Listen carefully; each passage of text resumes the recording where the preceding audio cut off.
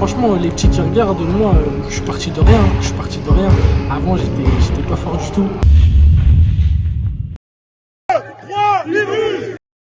La musique, voilà.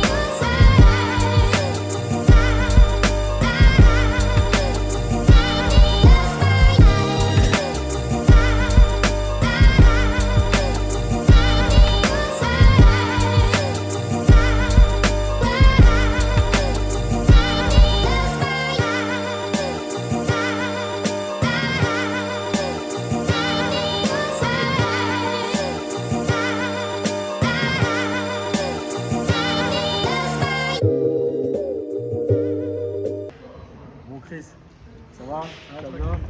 Alors on est ici à Levallois, donc tu as joué contre les espoirs de Levallois. Déjà, raconte-nous un peu le match. Franchement, le match, on était dedans, je pense, du début à la fin. Mais bon, ce qui s'est passé, c'est qu'à ce niveau-là, chaque erreur, elle est fatale, j'ai envie de dire. Donc, il y a des moments où on a eu des hauts, des bas, c'est le basket. Mais je pense vraiment qu'on aurait pu le faire. Après, forcément, l'adresse, moi personnellement, c'est l'adresse, les pertes de balles. Et je pense la gestion à des moments qui ont fait que forcément, ça a impacté l'équipe négativement. Mais j'ai su apporter aussi ma touche. Et puis collectivement, je trouve que ça montre qu'on progresse parce que c'est une équipe du top 3. Et le week-end dernier, si on a joué une équipe du top 3, ça s'est joué sur la fin.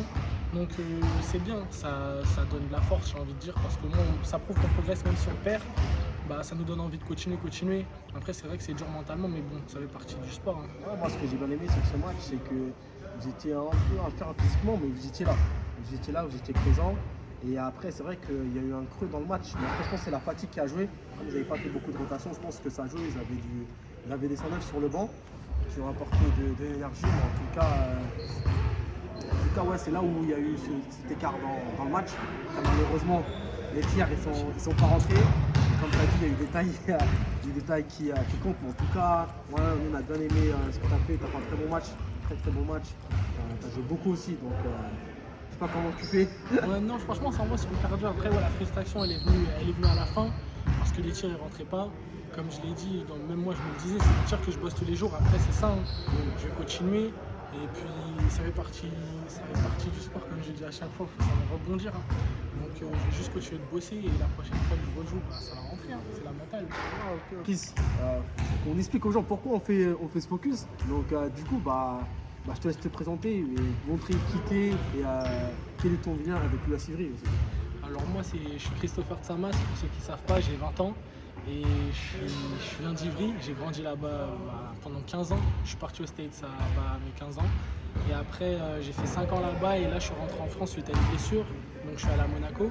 Mais ouais, du coup, pour revenir sur Ivry, c'est là où j'ai commencé le sport en général, que ce soit foot, basket, je suis même passé par le tennis.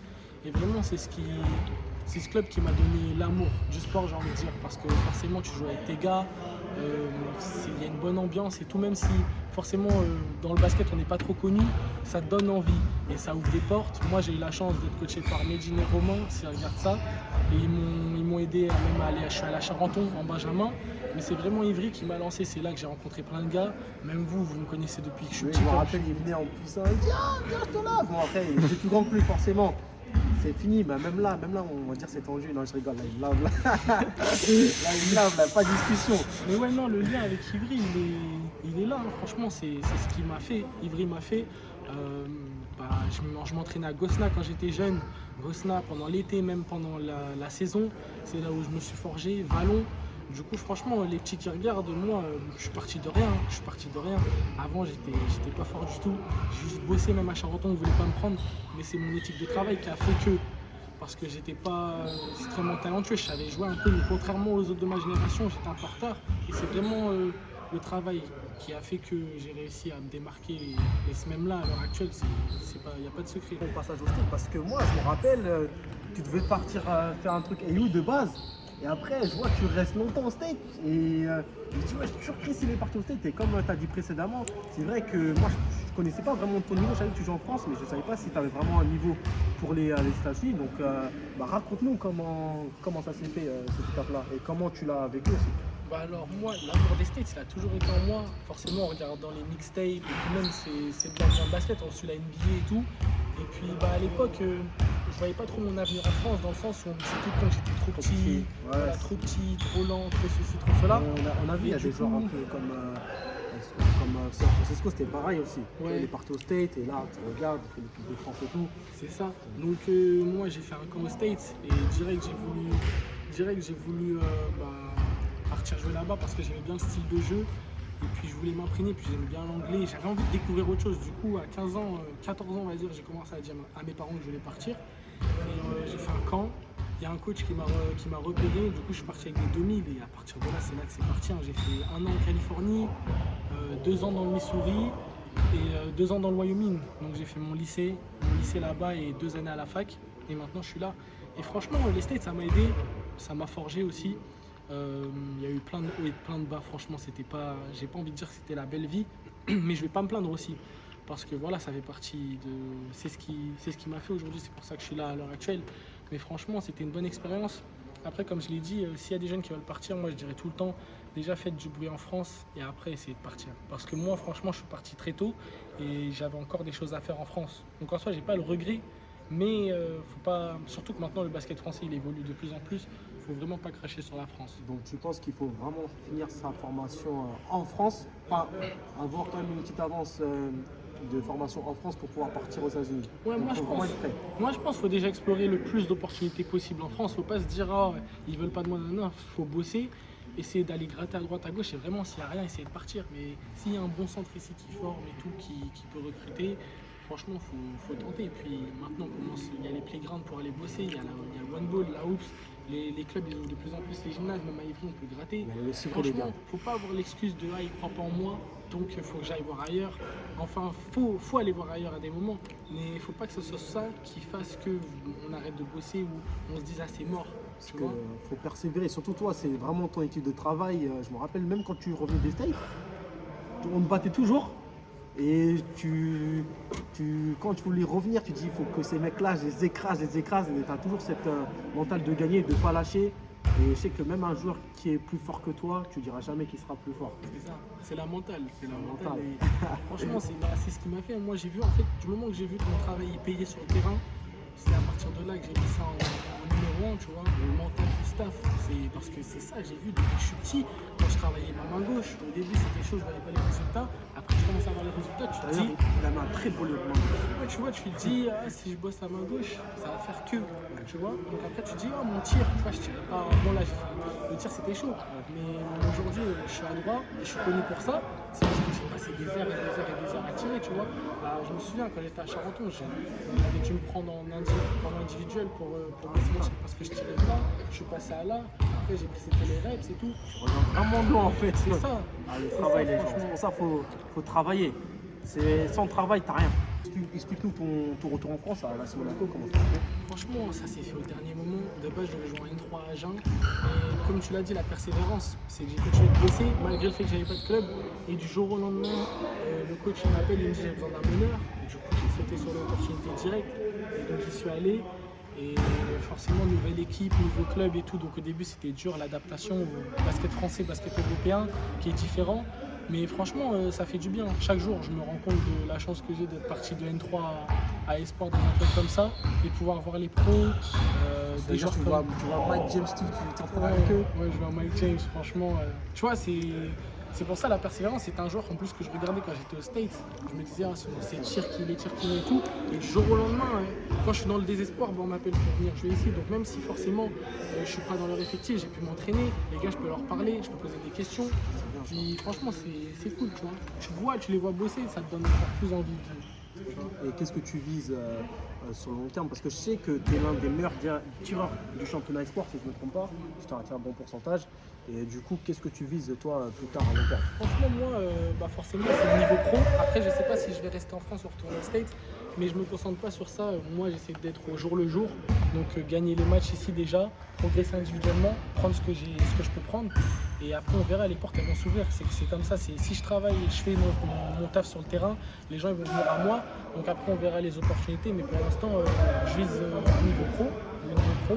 Et puis, si les States, ça reste une option, mais bon, à voir, tu vois. Ok, merci Chris. Merci Chris de nous avoir accordé ton temps. T'inquiète pas, c'est normal, c'est l'US Ivry. Ce que j'aime bien chez lui, c'est qu'il n'oublie pas d'où il vient, c'est très important. Même quand il est au State, on est toujours connecté. Il partage ce qu'on fait avec l'US Ivry. Donc merci, on est obligé de faire ce déplacement. Ouais, dédicace à Ivry. Bonjour, Mickaël Pivot, donc, responsable du centre de formation de Monaco. Je viens d'arriver cette année et je suis en charge de l'équipe Espoir et U18. Chris nous est arrivé sur le tard, c'était un recrutement très tardif et on est vraiment très content de l'avoir parmi nous parce que c'est un élément très important sur le terrain et en dehors du terrain. C'est un garçon qui fédère, qui travaille énormément et qui est surtout très à l'écoute. Donc on est à la fois content de l'avoir et à la fois content de pouvoir de terminer, de le développer dans son cursus pour l'amener vers le haut niveau. Alors Chris a surtout énormément de qualité. Nous aujourd'hui on l'utilise exclusivement sur le tir extérieur parce que c'est un joueur qui est vraiment capable de marquer dans beaucoup de situations. Donc on l'utilise sur le jeu rapide essentiellement. Au-delà de ses qualités de travail, il se développe énormément dans le pick and roll et c'est un garçon qui a une grosse éthique de travail parce qu'il revient des États-Unis et qu'on voit qu'il est habitué à enchaîner une grosse charge de travail. Donc c'est plutôt bien. L'autre point fort de Chris, c'est qu'il se connaît énormément. On voit que c'est un joueur dernière année, mature, mais surtout qu'il connaît son corps, il sait se gérer, il a quelques pathologies de tendinite rotulée et tout ça, il se gère très très bien. Et aujourd'hui, l'axe de développement numéro 1, ce serait la défense. On bosse autour de ça pour qu'il sorte beaucoup plus vite des pick and roll, qu'il prenne un petit peu moins de retard, etc. C'est vraiment l'axe de développement numéro 1. Et est-ce que vous pensez que Chris, dans le basket, il peut aller loin? Moi, je pense qu'aujourd'hui, pour des jeunes joueurs espoirs, tout est une question d'opportunité. Donc je pense que Chris aujourd'hui est un joueur qui s'entraîne bien, qui est entraînable. Et il n'y a pas de raison à un moment donné que si une opportunité s'offre à lui, on n'arrive pas à le vendre et à faire valoir ses qualités. Thomas wants another three. He's got it.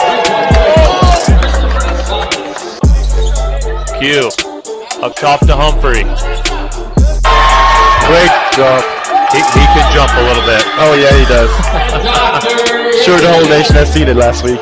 Stand still legal 10 minutes in. Yeah, it took to the midway second half when they found that out. John, yeah, that's that we look for. There's a Three on the way.